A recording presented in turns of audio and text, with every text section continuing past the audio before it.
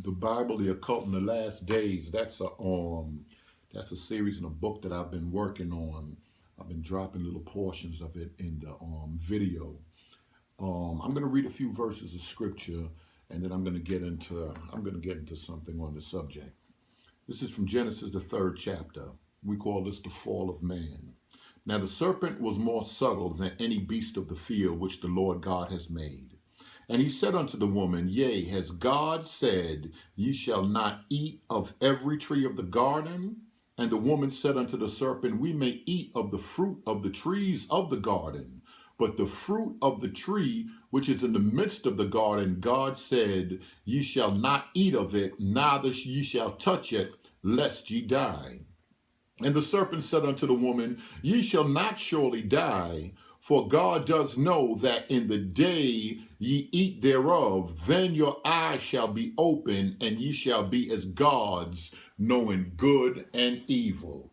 A lot of people don't understand certain things when it comes down to scripture. When it comes down to scripture, we've always, almost from the very beginning, there's been two streams of spirituality. There's been two streams of knowledge, and both of them promise something. One promises life, and the other one promises the power to be transformed into a god. So when it comes down to it, there's two streams of knowledge that has been around from the very beginning, and man has been dealing with one or the other of the both streams. And we call this in the occult, the esoteric circles, that's what they call the transforming power. I don't care where it comes from. When it comes down to it, according to the Bible, the two streams, either one comes from the Most High God or the other one comes from a being that we call Lucifer. I don't care if it's Aleister Crowley. I don't care if it's Levi, if it's Helen Blavatsky, if it's Manly P. Hall, if it's Lee, if it's John D., if it's Kabbalah, if it's a certain order of priests with Egyptian mysteries, any teaching that transforms man into God, any occult or what we call esoteric or occult teaching, a secret teaching that transforms man into God, comes from a being that we call Lucifer, Nimrod, or whoever. Maybe later on in other videos I'll get into Nimrod, the Babylonian mysteries, and we'll talk about it, the Egyptian mysteries. There's a lot of people that have a lot to say about the Egyptian mysteries, but we'll see what those leaders have to say. We'll see what Masonic leaders have to say, Blavatsky and Theophany, what they have to say. But when it comes down to it, the elite, Theophany, the Illuminati, they have always practiced this transforming power that comes from this being that we call Lucifer. Now, they like to come to us and say, well, Christians, y'all got it confused about Lucifer and the Bible. There's no confusion when it comes to the Word of God. There's no confusion when it comes to the Bible. And the only reason that they have a problem with the word or the title or the being of Lucifer is because Lucifer is the same being in the Bible as Satan, the devil, the prince of the power of air, the prince of darkness, the thief, whatever you want to call him. That being Lucifer in the book of Isaiah is the same exact being that we find in Genesis. It's the same being, it's the same red dragon that we see in Revelation 12 throughout the scripture. When we study systematic theology on the doctrine of Satan, the devil, and evil,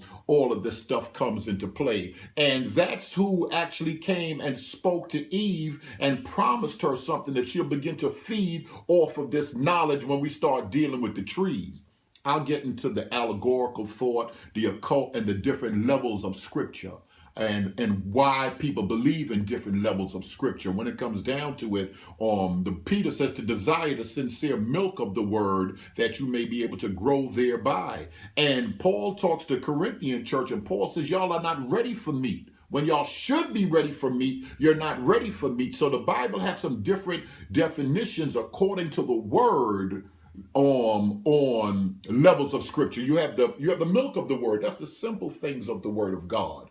Jesus speaks about how he's the bread of life. Bread is something that you use to sustain you, and that's very important. Another thing is meat. Those are the deeper things inside of the scripture, and water, and I'll explain that later on. But there's a difference between that and the three levels of scripture, let's say, that Philo taught coming out of Alexandria, some and Origin, and different people who were priests or who were involved in the church, and they were involved in Greek thought also. They say were different levels of scripture. One level was the literal level, and then you had a soulish level for your intellect, and then it was a spiritual level. So they believed in three different levels, and they taught that coming out of Alexandria in the church over there, and there was problems with them and Antioch. But when it comes down to it, the elite worship a being that's called Lucifer. And in Bible study or in theology, we have what's known as hermeneutics. Now, when we say hermeneutic, that's just a $20 word that means interpretation. How do we interpret this scripture? Well, all three branches of the Christian church considers Genesis, the 3rd chapter, what we call the fall of man. But people that's involved in the Illuminati, Luciferians, and those that worship Lucifer, they have different thoughts on the 3rd chapter of Genesis. They practice what we call an inverted hermeneutic. It's upside down. So we call this the fall of man, that Adam and Eve disobeyed by eating from a certain tree because they had free will. The tree had to be there. And there were beings and principalities and Elohim and gods in the spirit realm. And because they had free will, they had to have a choice. They weren't made robots. Were known as what's called free moral agents. So a tree was there because there are other beings out in what I would call multiple dimensions. They're multiple dimensional beings that the Bible speaks about. Principalities and powers, and some people call them demons. In Islam, they call them jinns and angels, and they're always connected with something. Now, how can I explain some of this without getting into the whole detail? When you start dealing with spirits and multiple dimensional beings, they need to be connected with something in this physical world. This is how come you'll see people with rabbit's foots, or the pentagram, or the seal of Solomon, which is almost the same thing, which has nothing to do with the Bible. You'll see them with Jesus pieces. You'll see rocks. Principalities or spirits or demons were always connected to rocks, or to rivers and to water, or to stars and clouds and moons, or the sun. This is why scripture commands us as believers never to chase after this stuff, never to seek a sign through these things. So this being Lucifer has always been connected from the ancient of times with the planet Venus. And a lot of people feel, the Christians are confused, and they want to give us the impression that Lucifer is the good guy. Lucifer is a good guy. There was something that was mistaken about Lucifer, but all you have to do is a simple Google search. Google Lucifer, see what Manly P. Hall, who was a 33rd degree Freemason, he spoke on Lucifer before he came into Freemasonry.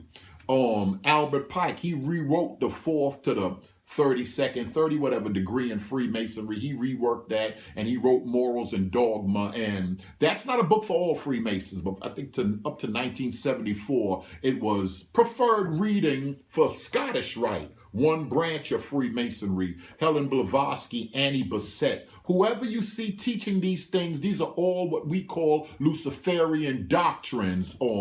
Esoteric Christianity, Gnosticism. Is there a mystical form of Christianity? Yes, there's a mystical form of Christianity in a way. I'm Pentecostal, so that's mystical in a sense, but all branches of religion has a mystical form as well as a normal or regular literal form. In Islam, you have Sufism, you have esoteric Buddhism. In Judaism, you have Kabbalah. In Christianity, you have Gnosticism, or what they were like Besant wrote in her book, Esoteric Christianity. But a lot of these people, they feed from the being called Lucifer, and this is who they acknowledge. And they don't want you to know that this same being, Lucifer, is the devil, and they have his signs and his symbols different places. Look Look at the signs. Look at the symbols. We see these occult symbols everywhere. They're prevalent on television. They're prevalent in our music videos. Rappers are throwing satanic signs and symbols. And there's a reason for this. There's a reason that they're doing this, because it all comes from that being Lucifer. They want to deceive us. Scripture says, be not deceived. And I'm particularly worried about Christians right now, because a lot of this stuff, Christ consciousness, a lot of this stuff sounds like scripture. It sounds like the real thing, but in all actuality is not. I was recently watching something on the History Channel, a documentary about the Secret Service. And a lot of people don't know that the Secret Service was formed the 5th of July, 1865. And when the Secret Service was originally formed, they weren't formed to protect POTUS, President of the United States of America. That's the acronym. That's what they call them. The President of the United States of America. When they were originally formed, the Secret Service was actually around to protect the currency of the United States of America during the Civil War and everything. There was a lot of counterfeit money that was going around, and that was the main reason for them being formed. But I'll never forget something. They were interviewing a few agents, and one agent said, we have to ever be so on guard right now because of printers and scanners and technology with computers. The level of counterfeit money is higher than they've ever seen before in the history of the Secret Service. And I want to say that it's the same thing with scripture. There's a lot of things that sound spiritual and a lot of things that sound good, but they're from the occult and they're from that being called Lucifer. Scripture says, choose ye today whom you're going to serve. You got to know who the devil is. Scripture says, be not ignorant of his devices. Prince of the power of the air, whatever you want to call him. The Apostle Paul got some interesting names for him. By the power of God, he revealed that he's an angel of light. And this angel of light is out to deceive. He's not the true light that comes to light every man, but he is a false being, false spirit, false angel, false light, and he's a false knowledge. I'm going to get more into this later on in some other videos, but just in my studies and stuff and going over certain things, I said, let me just read that and explain that. They practice an inverted hermeneutic. Whoever it comes from, Doctrines of Nimrod, whoever it comes from, Manly P. Hall, Albert Pike, whoever mentions Lucifer, say Lucifer is not the same as the devil. Anton LaVey, he had some interesting stuff to say about that. A lot of people confuse black magic, white magic, occult is just teachings, John D., Enochian magic. Even if they're using the names of patriarchs or saints in the Bible, these are spirits. People are connected to spirits. And trust me, these people believe in the Bible more than you think they believe in the Bible. They believe in what we would call, like I said, principalities or demons or fallen angels, guardian spirits. If they call them UFOs, if they call them grays, if they call them the White Brotherhood, if they, whoever they call them, there's two sets. It's the kingdom of light and it's the kingdom of darkness. But the kingdom of darkness has an angel of light, and his name is Lucifer. His job is to deceive the masses. That's what he's doing. We're praying for y'all. Scripture says, study to show thyself approved unto God. Workmen need not be ashamed, rightly dividing the word of truth. If you like what you heard, subscribe. I got more teachings and stuff that we'll get into you later on. Thanks for watching.